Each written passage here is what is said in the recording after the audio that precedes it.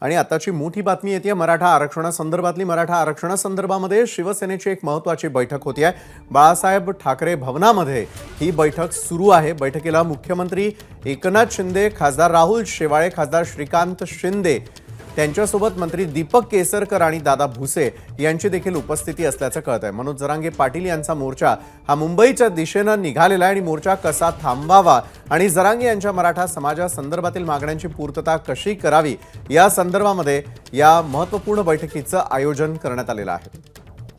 अभिषेक मुठाळ आमचे प्रतिनिधी या संदर्भात अधिक माहिती देत आहेत। अभिषेक, मराठा आरक्षणासंदर्भात सुरू असलेल्या शिवसेनेच्या महत्त्वपूर्ण बैठकी संदर्भातले काय अपडेट्स आहेत? विशाल, ही बैठक जी आहे ती आताच संपलेली आहे। मराठा आरक्षणासंदर्भात शिवसेनेची ही महत्त्वाची बैठक असल्याचं कळत आहे। यामध्ये एकूणच बघायचं तर शिवसेनेचे सगळे महत्त्वाचे नेते या बैठकीला उपस्थित होते। सोबतच मंत्री दीपक केसरकर असतील किंवा मग दादा भुसे असतील, हे देखील या बैठकीत होते। अब्दुल सत्तार देखील होते।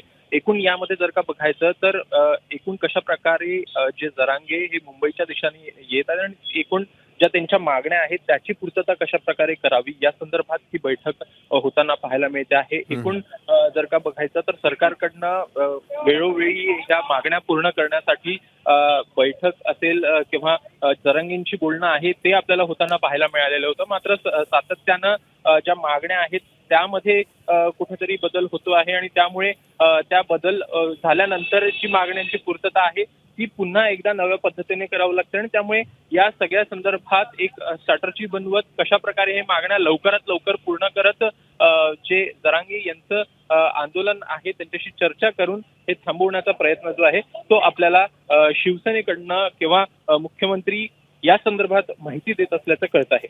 निश्चितच आहे अभिषेक, म्हणजे एका बाजूला ही बैठक तर सुरू आहे, मात्र दुसरीकडे रांजणगाव ते भीमा कोरेगाव मनोज जरांगेंच्या प्रवासाचा आज खरं तर चौथा दिवस आहे आणि या चौथ्या दिवसाच्या अनुषंगाने त्यांना थांबवणं देखील तितकंच महत्त्वाचं आहे। धन्यवाद अभिषेक दिलेल्या या सविस्तर माहितीसाठी। एबीपी माझा, उघडा डोळे बघा नीट।